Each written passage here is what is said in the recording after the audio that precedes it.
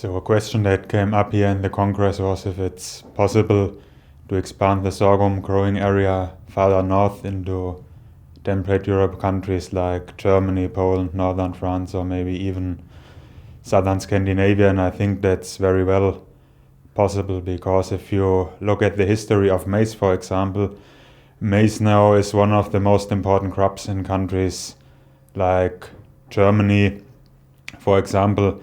I think 50 years ago nobody would have thought that this would be actually possible, because maize is also a plant of tropical origin coming from tropical Mexico, and nevertheless it's now an important crop in Europe, and this has been made possible by a joint venture of breeding and management practices. But I think breeding has accomplished most of the yield gains and adaptation gains also in cooler climates.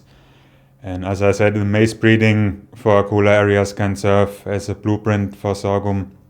Sorghum has a huge genetic diversity. We have also very well-known sources of cold tolerance coming, for example, from China or tropical highland areas. And taking efficient use of these germplasm resources will allow us to breed also sorghum varieties for cooler areas. However, it's all a matter of investment, also what the breeders or the societies, public institutions are willing to invest. And well, thanks to the genomic resources and modern breeding technologies available now, it might go even faster than the adaptation of maize into temperate areas. But like I said, it's all a matter of investment. And anyway, it's on the medium term. So in breeding, we think of to apply a new good variety, you need maybe 10 years. That's like the thumb rule for applying a new good variety. So on the medium term, I think in the next 10 to 20 years, it will be feasible to have a constant improvement, but you cannot expect it to have it within the next 1 or 2 years ready.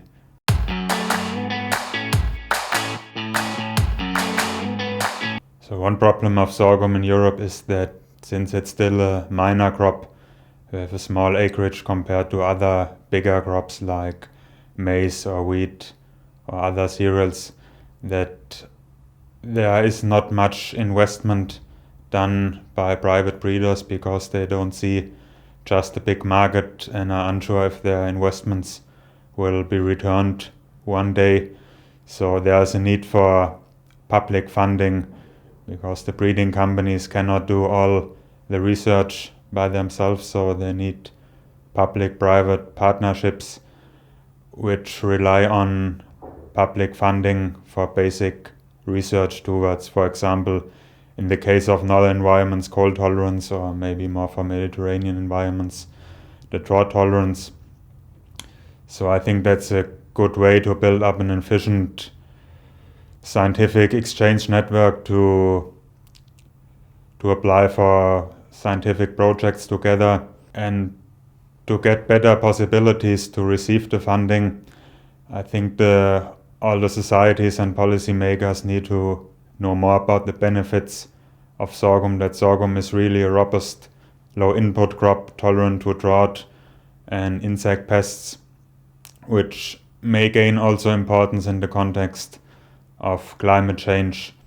So just to underline the assets of sorghum, and it's a very versatile crop, to a broader knowledge of people, I think would be very beneficial. So it's also a question of marketing, and for that Sorghum-ID is a very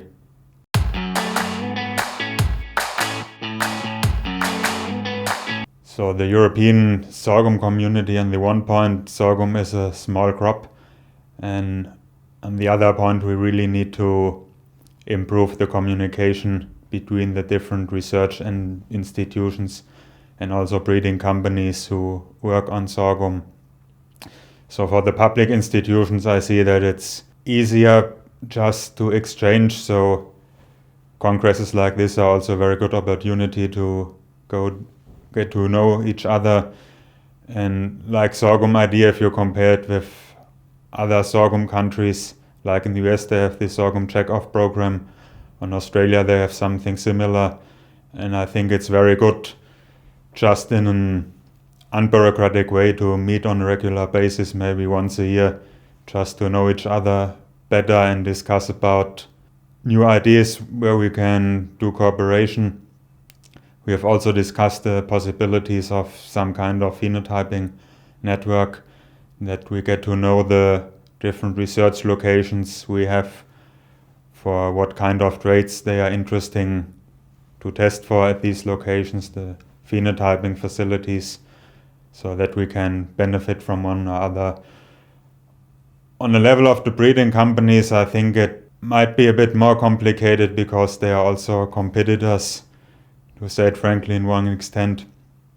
But yeah, it might be worthwhile to have also a common diversity panel, at least from some land races, to exchange some germplasm. But I think that's more a matter of the breeding companies to do then their material transfer agreements and see where they are willing to do cooperation.